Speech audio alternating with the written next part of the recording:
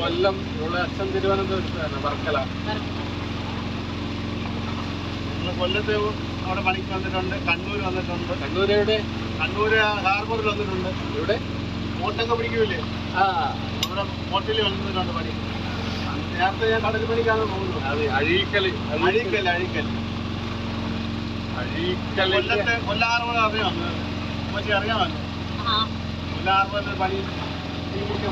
ഇവിടെ കൊല്ലം പത്തനാപുരം ആണ് ഞങ്ങൾ പോകാറുണ്ട്. ഇവിടെ മാവനൊക്കെ പത്തനാപുരം ഉണ്ട്.